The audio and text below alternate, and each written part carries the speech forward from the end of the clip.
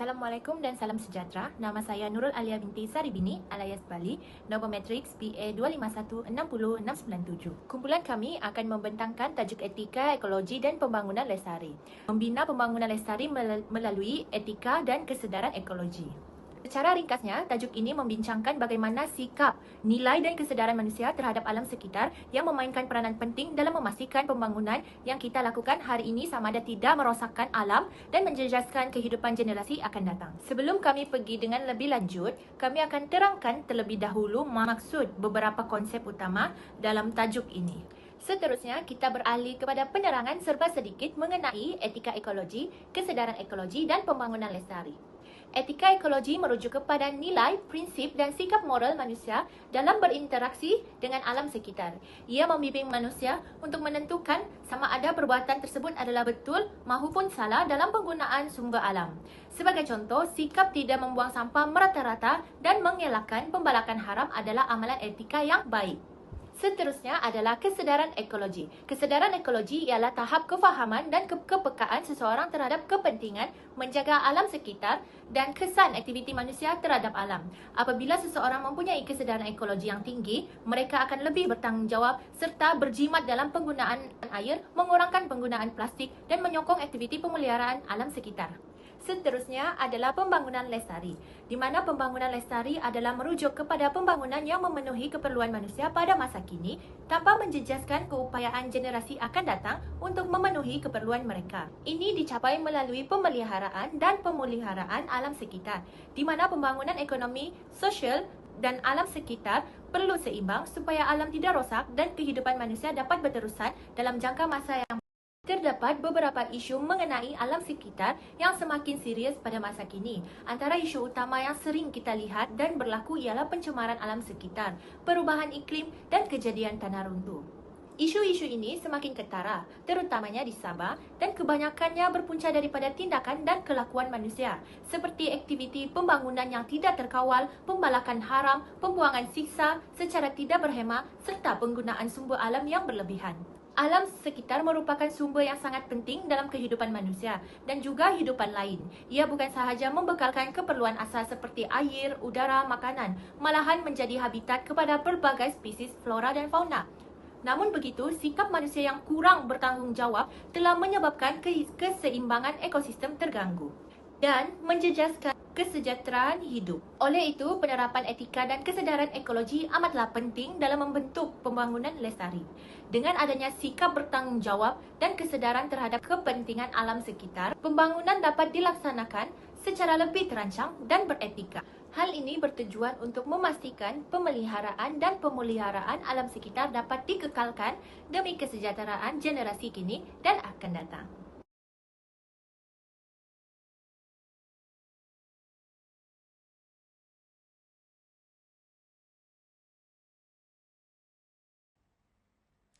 Assalamualaikum dan salam sejahtera. Saya Nurai Syafika Akila binti Sulaiman, nombor matriks BB 25110686. Untuk bahagian saya akan menerangkan tentang konsep asas etika ekologi. Etika ekologi atau lebih dikenali sebagai etika alam sekitar berujuk pada perbincangan moral antara manusia dan alam semula jadi. Ia berfungsi sebagai panduan moral dalam menghadapi pelbagai krisis alam sekitar seperti pencemaran, kehilangan biodiversiti dan pemanasan global yang kebanyakannya berpunca daripada tingkah laku manusia sendiri. Dalam konteks ini, manusia bukan sahaja bertindak sebagai pengguna alam ataupun sebagai pengguna sumber alam, tetapi juga sebagai penjaga alam sekitar. Alam semula jadi mempunyai nilai intrinsik yang perlu kita hormati dan pelihara, bukan sekadar dimanfaatkan untuk kepentingan manusia semata-mata. Oleh itu, setiap tindakan manusia, terutamanya dalam aktiviti pembangunan, perlulah mengambil kira kesannya terhadap ekosistem secara keseluruhannya.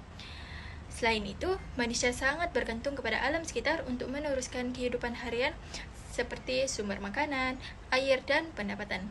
Jika alam tidak dijaga dengan baik, kesannya akan kembali kepada manusia sendiri dan boleh menjejaskan kualiti hidup kita. Kesimpulannya, etika ekologi sangat menekankan tanggungjawab kita sebagai manusia untuk menjaga keseimbangan alam sekitar agar pembangunan dapat dilaksanakan secara lestari dan kesejahteraan generasi akan datang dapat dijamin. Sekian itu saja. Assalamualaikum dan salam sejahtera. Nama saya Mazik bin Imran dengan nomor matriks BB25110190. Hari ini saya akan membentangkan topik 1.2 yaitu prinsip etika ekologi dengan amalan pembangunan lestari.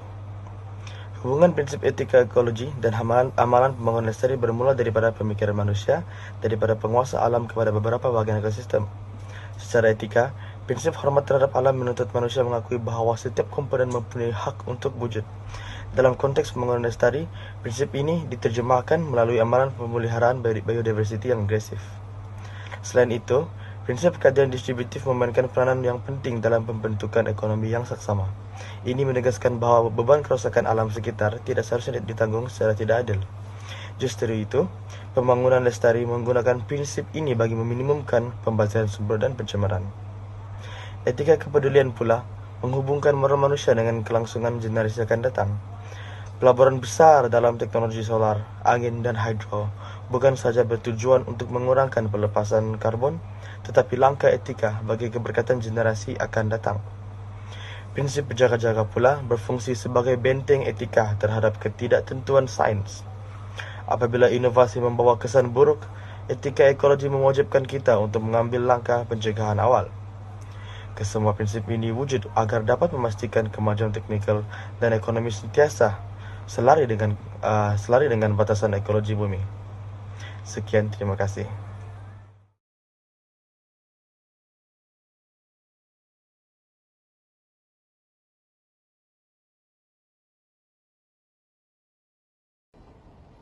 Assalamualaikum dan salam sejahtera. Nama saya Ana Nur Farzana binti Razali, nombor matriks BB25110018.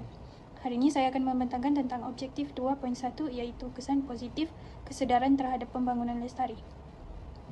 Aspek pertama yang menyumbangkan kepada kesan positif ialah menggalakkan kerajaan dan industri untuk menerima pakai dasar yang lebih mesra alam.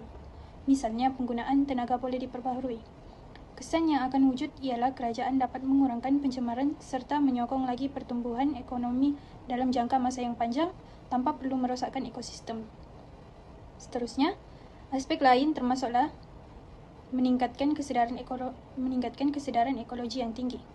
Contohnya melalui aktiviti mempromosikan sumber tenaga boleh diperbaharui seperti matahari, air ataupun daripada sumber semula jadi. Kesan yang akan wujud termasuklah penciptaan peluang pekerjaan yang lebih luas. Akan wujud lebih banyak industri baru yang memerlukan tenaga kerja. Oleh itu, pengangguran dapat dikurangkan.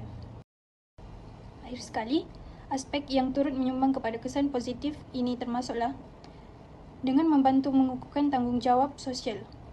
Hal ini dengan penglibatan komuniti dalam sebarang aktiviti kemasyarakatan. Kesannya ialah kita dapat memupuk rasa tanggungjawab sekaligus meningkatkan kualiti hidup secara menyeluruh. Sekian daripada saya. Seterusnya, saya akan membentangkan mengenai kesan negatif pembangunan terhadap alam sekitar. Terdapat 4 aspek yang akan saya bincangkan mengenai kesan negatif pembangunan terhadap alam sekitar, antaranya ialah kemerosakan biodiversiti. Masalah ini berpunca daripada pembukaan tanah secara besar-besaran untuk projek pembangunan atau pertanian. Kesannya, apabila hutan diteroka, habitat flora dan fauna musnah, sekaligus mengganggu rantaian makanan semula jadi. Ini juga menjejaskan hikmat ekosistem seperti proses pendebungaan yang sangat penting bagi pertanian. Akhirnya, ia akan mengancam sumber makanan manusia dan menggagalkan matlamat keselamatan makanan negara. Bagi aspek yang kedua pula, yaitu pencemaran sumber air. Hal ini sering berlaku akibat pembuangan sisa industri dan domestik secara terus ke dalam sistem aliran air atau sungai. Ini bukan sahaja menyebabkan kepupusan hidupan air, malah ia juga mengurangkan bekalan air bersih untuk kegunaan kita seharian. Lebih membimbangkan lagi, kos rawatan air akan meningkat dan kita berisiko menghadapi krisis air yang serius bagi generasi akan datang. Seterusnya, kita beralih kepada kesan yang lebih meluas, yaitu dari segi aspek fenomena ekologi global dan bencana alam. Puncanya disebabkan oleh pembebasan gas rumah hijau yang berlebihan dan aktiviti penyahutanan. Kita dapat melihat perubahan iklim dan corak cuaca yang tidak menentu seperti sekarang. Bencana alam seperti banjir kilat dan kemarau panjang bukan sahaja merosakkan alam, malah ia juga turut memusnahkan infrastruktur yang telah dibina. Dalam arti kata lain, kerosakan ekologi ini bertindak sebagai ejen pemusnah kepada hasil pembangunan ekonomi kita sendiri. Akhir sekali, yaitu aspek sosial ataupun kualiti hidup.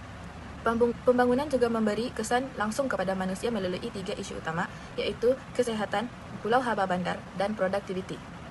Pencemaran udara daripada pembakaran terbuka dan asap kendaraan menyumbang kepada penyakit kronik seperti masalah pernafasan. Manakala Pulau Haba Bandar menyebabkan pembangunan tanpa ruang hijau menyebabkan suhu di bandar jauh lebih panas berbanding luar bandar. Kesimpulannya, apabila kesehatan rakyat terjejas, produktiviti negara akan menurun. Hal ini jelas bertentangan dengan prinsip kesejahteraan lestari yang kita impikan.